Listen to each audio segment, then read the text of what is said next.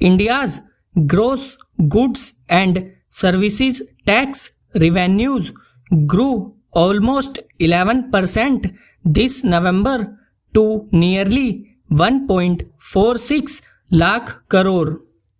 While this is only the 10th such occasion since the onset of the GST in July 2017 that revenues have been over 1.4 lakh crore, that mark has been consistently topped for 9 months now. The two highest GST monthly receipts so far, over 1.67 lakh crore in April and 1.51 lakh crore in October, were partly bolstered by taxpayers filing quarterly returns. Discounting periodic spikes in compliance, one can possibly peg the 1.4 lakh crore as the new normal baseline for monthly GST revenues hereon. With almost 12 lakh crore already in the GST kitty this year, the government is likely to end up with a not insignificant surplus over its budget.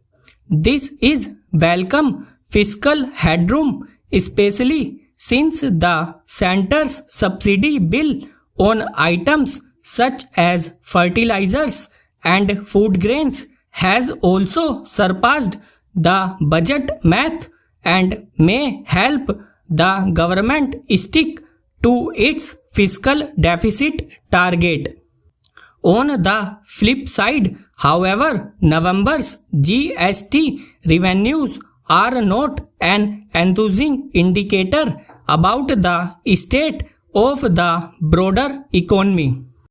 The 10.9% overall GST revenue growth in November, reflecting transactions undertaken in October when the major festivals including Deepavali occurred, is the slowest uptick recorded since June 2021. November revenues were the lowest in 3 months and marked a nearly 4% dip from October's kitty. E-way bills generation broadly indicating outflow of goods from producers to the wholesale and retail supply chains dropped a steeper 8.6% sequentially, perhaps as factories recorded higher downtimes amid extended holidays. One would have expected festive consumption to spike the GST intake despite the e-way bills decline, as inventories were already built up in anticipation. That effect appears muted, and it is quite puzzling that revenues contracted year on year in as many as 7 states, including Gujarat and Kerala. Growth in inflows from domestic transactions slowed from 18% in October to 8% last month, while revenues from imports of goods rose to 20% in November, a possible sign that the consumption recovery remains uneven, with goods consumed by higher income groups seeing a better rebound.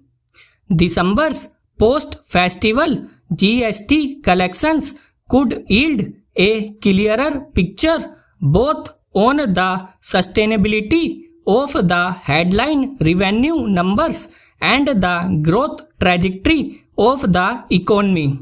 The GST Council meeting this month after another prolonged gap must expedite long-awaited action on pending issues to bolster compliance and not lose sight of the larger, currently deferred plan to rationalize the tax rates with a view to spur broad-based and sustainable consumption growth.